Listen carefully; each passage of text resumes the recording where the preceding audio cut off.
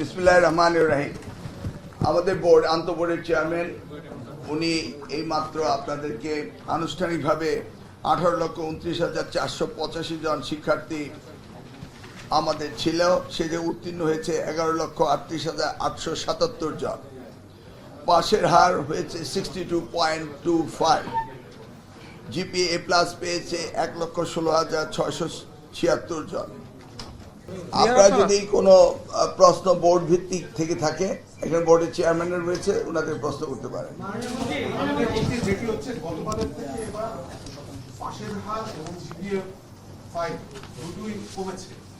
গতবার তো একটা সিদ্ধান্ত ছিল, মানে 5 আগস্টের পর একটা সিদ্ধান্ত ছিল শিক্ষার্থীদের যে মানবিক নাম্বার দেওয়া হতো সেটি বন্ধ করে দেওয়া হতো, অর্থাৎ গ্রেস নাম্বার যেটাকে বলি।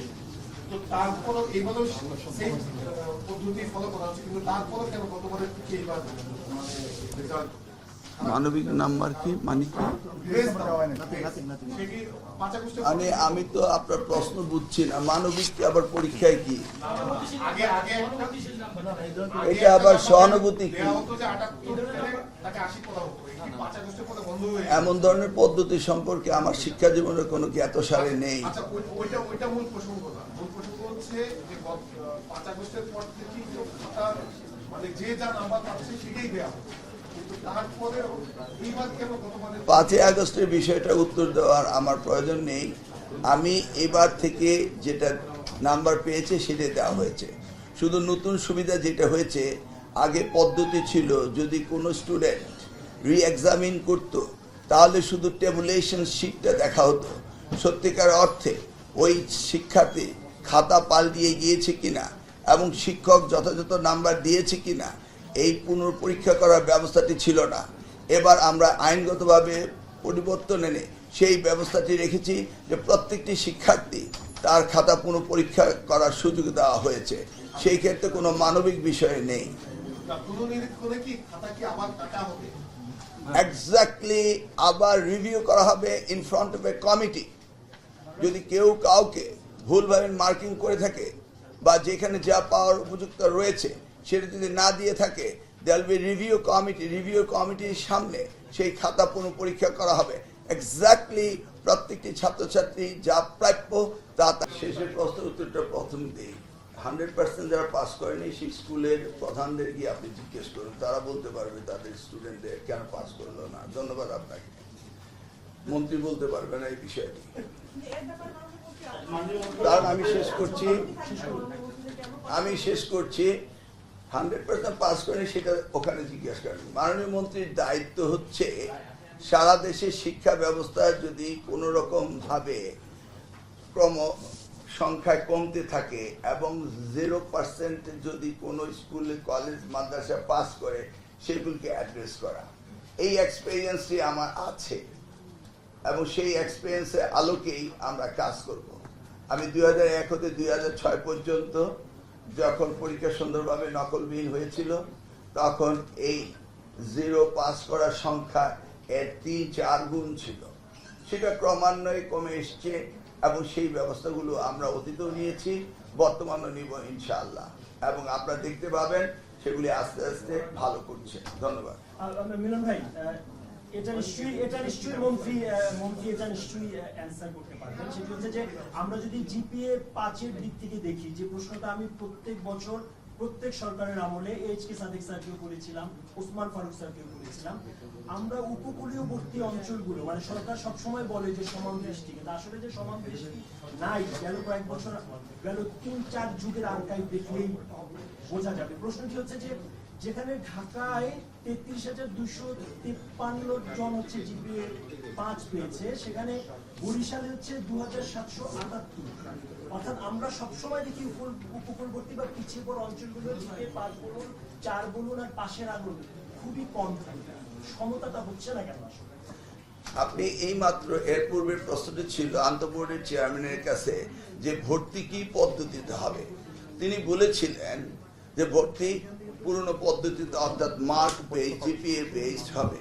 তাহলে আপনি এবার বুঝতে পারছেন যে সারা বাংলাদেশে মার্ক বেস, জিপিএ বেস এবং স্ট্যান্ডার্ড অ্যান্ড কোয়ালিটি অনুযায়ী স্টুডেন্ট আমরা প্রোভাইড করি সারা দেশে। তাই আপনি দেখতে পাচ্ছেন ভিকারনেস আইডিয়ালে কিভাবে ভর্তির ভিড় হয়, সেইভাবে কি উপকূলীয় অঞ্চলে সেইভাবে আর্থসামাজিক অবস্থা কি সেইভাবে রয়েছে, সারা বিশ্বময় এটা রয়েছে এবং এটাকে অ্যাড্রেস করতে হবে লোকালি। ধন্যবাদ আপনাকে।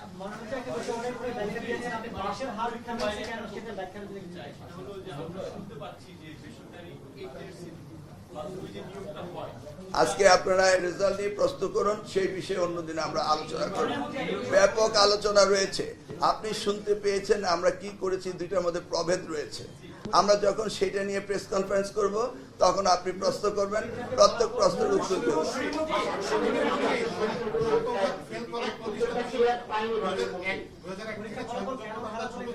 নিজেরাই ছাত্র ছিলাম, ওই সময় কি অ্যাকশন নিয়েছেন সেটা তো আমরা জানি না। শতভাগ ফেল করা প্রতিষ্ঠানের বিষয়ে আপনারা এইবার মানে আপনি তো এইবার মন্ত্রী হওয়ার পরে প্রথম আপনি এইবার কি ব্যবস্থা নেবেন? কোনটা? শতভাগ ফেল। আমি তো আগেই বলেছি যে আমার 2001 থেকে 2006 পর্যন্ত শতভাগ ফেল এর 5 গুণ ছিল। সেই সময় আমরা ব্যবস্থা নিয়ে ক্রমান্বয়ে সেটাকে উন্নত করেছিলাম। এবার জাস্ট অপেক্ষা করুন, ইনশাআল্লাহ রেজাল্ট তো আজকে আসলো। আপনাদের নিউজের জন্য তো অপেক্ষা করতে হবে। আপনি আগামী রেজাল্ট পর্যন্ত অপেক্ষা করেন, দেখেন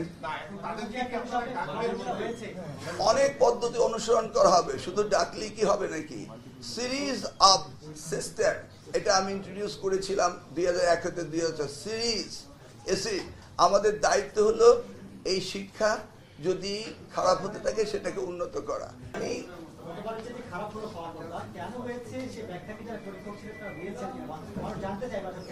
আপনি পরীক্ষার রেজাল্ট হলো এখন জানলাম, এখন আর 5 মাসের মধ্যে ফলাফল কিভাবে উন্নত হলো না হলো সেটা তো আপনি অনেকদিন ধরে সাংবাদিকতা করতে। আপনি আমাকে মিটিং এর পরে হেল্প করবেন এবং পয়েন্টগুলো দিবেন, ইনশাআল্লাহ আমরা সেগুলি নিয়ে দেখব।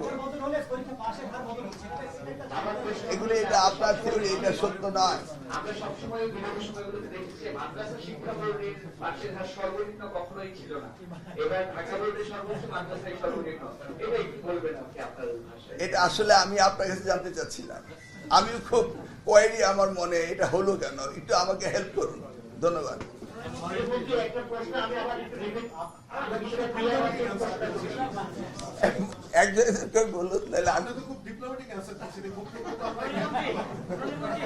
কারণ আপনাদের লেখাগুলো পড়ে পড়েই কিন্তু আমি কাজ করি।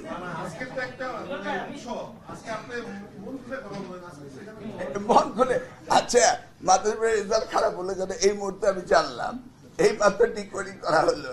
তারপরে আপনাদের কাছ থেকে শুনবো, শুনে চিন্তা ভাবনা করব কি করে মুখস্থ উত্তর দিবেন। এখন বলুন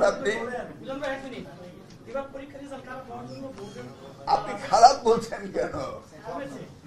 না খারাপ বলছেন কেন? এটা সুন্দর রেজাল্ট হয়েছে।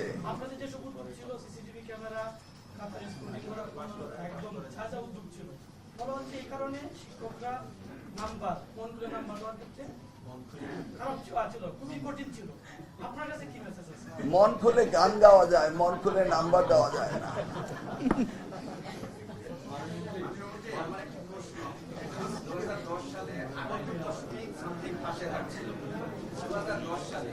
হ্যাঁ পরীক্ষা 78 থেকে বেশি পাশের হার ছিল। টানা 15 বছর পাশের হারে এত ঊর্ধ্বগতি ছিল, তখন নানানভাবে অভিযোগ আসছে যে বলিয়েভাবে পাশের হার বাড়ানো, এটার একটা প্রবণতা তৈরি হয়েছে এবং শিক্ষকদেরকে সেভাবে বলে দেওয়া হয়েছে। গত বছর আর এই বছরে ধারাবাহিক পাশের হার একটা স্থিতিশীল অবস্থায় আসছে। আপনি কি মনে করেন যে তখন পাশের হার নিয়ে আসলে অনেক ধরনের প্রবাদন দ্বারা আমি তখন ছিলাম না, আপনি বললেন বলে দেওয়া হয়েছিল শিক্ষকদেরকে। জাতি জানলো আপনার কাছ থেকে যে শিক্ষকদের নাম্বার বাড়িয়ে দেওয়ার কথা বলা হয়েছিল, আমি জানতাম না।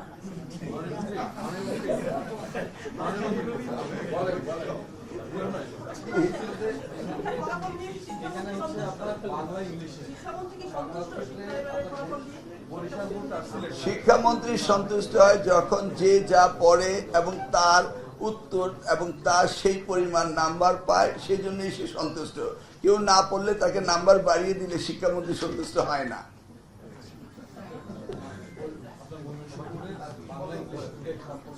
হ্যাঁ,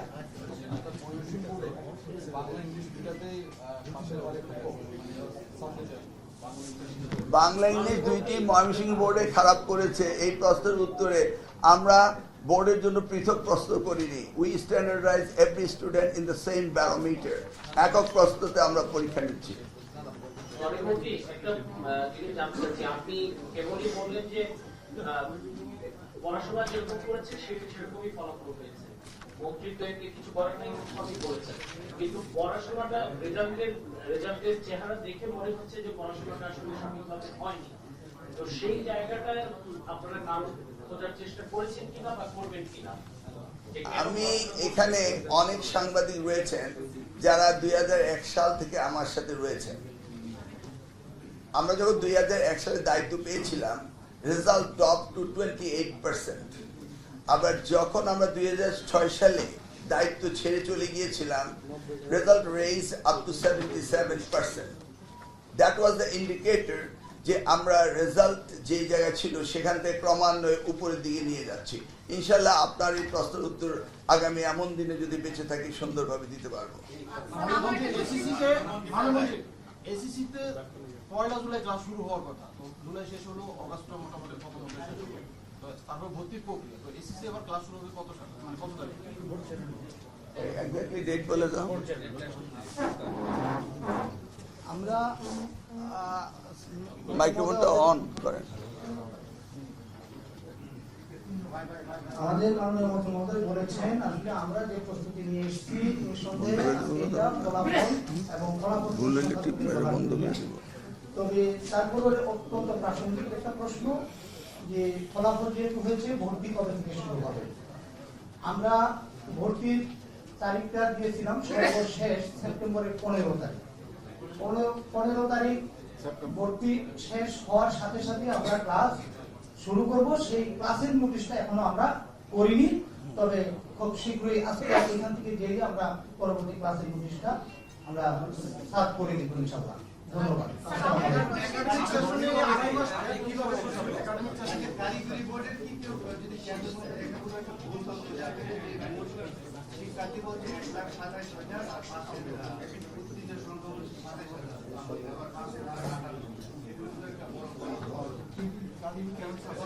কারিগরি চেয়ারম্যান সাহেব কোথায়?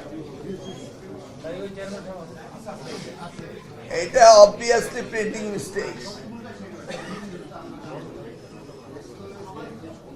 এই ধরনের মিস্টেকস তো এন্টারটেইন করা যায় না, কারণ সাংবাদিক সাহেবরা তো এই ক্যালকুলেটর দিয়ে ক্যালকুলেশন করবেন। এটা কারেক্ট করে দেন এক্ষুনি। আমার মনে হয় যারা প্রশ্ন করেন পত্রিকার নাম বা মিডিয়ার নাম বলে আমি সবসময় খুশি হই। আমার নাম শাহিন আক্তার, আমি নিউজ পত্রিকার রিপোর্টার।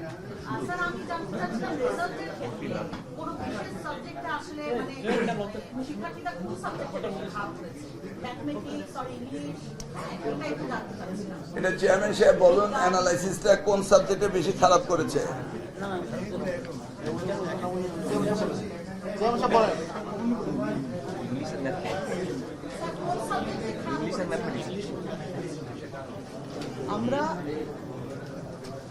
আমরা যে প্রশ্নটি আসলে একটু আগে একজন সাংবাদিক মহোদয় বলেছেন যে ময়মনসিংহ শিক্ষা বোর্ডে বাংলা নম্বর কম এসেছে,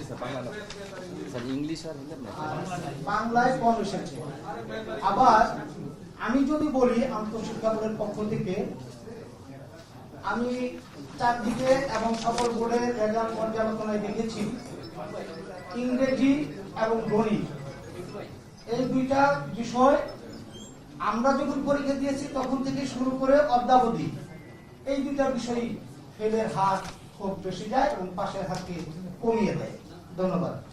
মাননীয় মন্ত্রী, আমরা দেখেছি যে সবসময় 15-60 নাম্বার করে এবার বিগত 20 বছরের রেকর্ড ভেঙে ফেলা হয়েছে। সেই বিষয়ে উত্তর আগেই দেওয়া হয়েছে। আপনার তথ্যে বিভ্রান্তি রয়েছে। আমি যখন 2001 সালে মন্ত্রী হয়েছিলাম তখন 60 ডেজ আমি করেছিলাম এবং এইবারের এক্সপ্লেনেশন দেওয়া হয়েছে, রিপিট করার প্রয়োজন নেই। নতুন প্রশ্ন করেন। মাননীয় শিক্ষামন্ত্রী, একটি প্রশ্ন ছিল, সেটি হচ্ছে প্রতি বছর প্রতি পরীক্ষার আগে আমরা দেখি বিপুল সংখ্যক শিক্ষার্থী ঝরে পড়ছে। এবারও প্রায় 71,000-এর উপরে গত বছরের তুলনায় এসএসসিতে ঝরে পড়েছে এবং এইচএসসিতেও একই অবস্থা তৈরি হচ্ছে। এই বিষয়টি নিয়ে আপনারা নিবিড়ভাবে পর্যবেক্ষণ করবেন কিনা, কিংবা মাঠ পর্যায়ে কেন ঝরে পড়ছে সেই বিষয়টি আপনারা দেখভাল করে কোনো ব্যবস্থা গ্রহণ করবেন কিনা? আপনি নিজে পরিসংখ্যান বললেন, আপনি দেখে আসছেন ঝরে পড়ছে, ইট ইজ এ ট্রেডিশন। এবং ঝরে পড়ার প্রতি অনেকগুলো কারণ রয়েছে যেটা আপনারা বিভিন্ন সময় লিখছেন এবং আমরা কন্টিনিউয়াসলি ইমপ্রুভ করার চেষ্টা করছি এবং এটা আমাদের জব, এটা আমরা করে যাবই, ইমপ্রুভ হবে ইনশাআল্লাহ।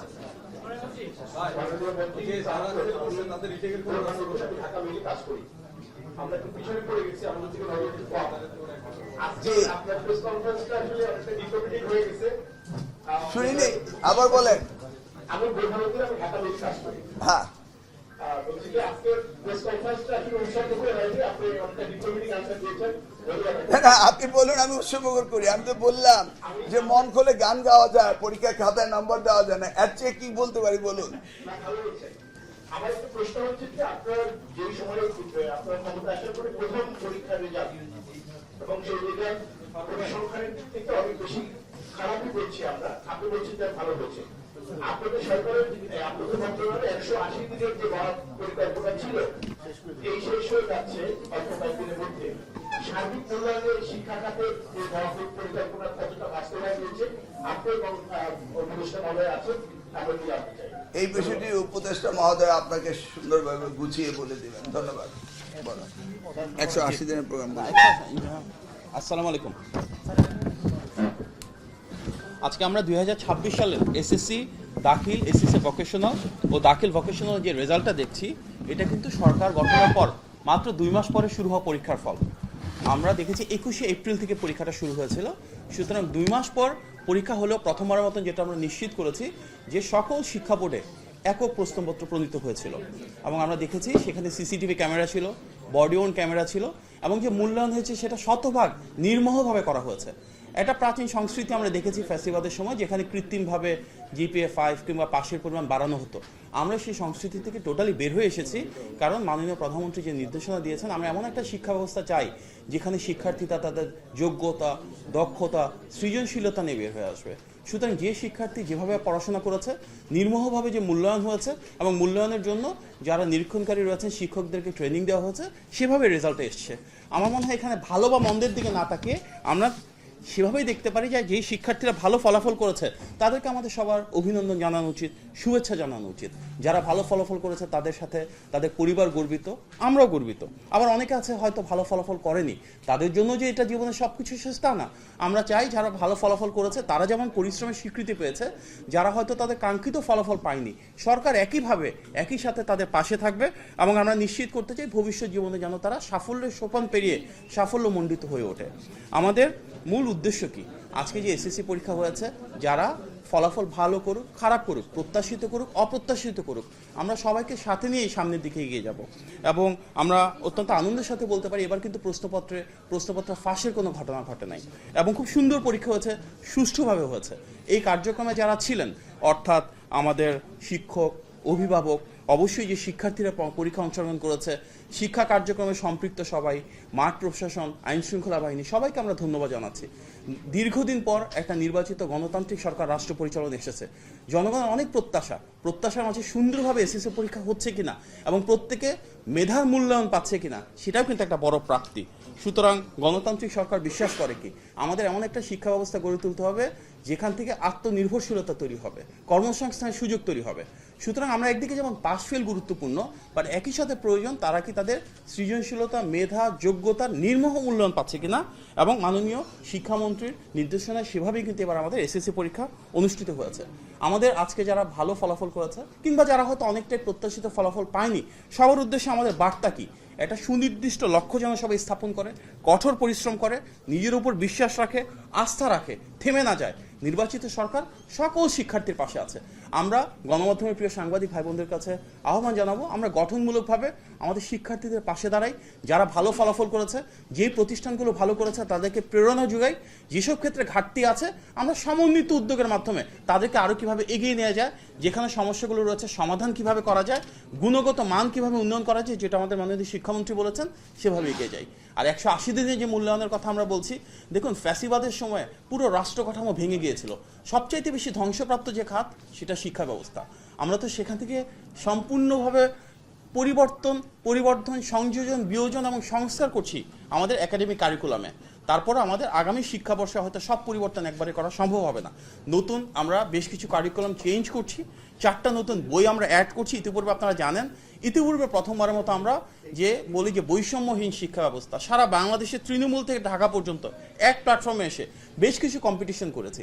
22 লক্ষ শিক্ষার্থীর অংশগ্রহণে আমরা ফুটবল টুর্নামেন্ট দেখেছি প্রাথমিক পর্যায়ে, মাধ্যমিক ও উচ্চশিক্ষাতে আমরা দেখেছি innovation grand, start up competition, দেশের সব শিক্ষা প্রতিষ্ঠান অংশগ্রহণ করেছে।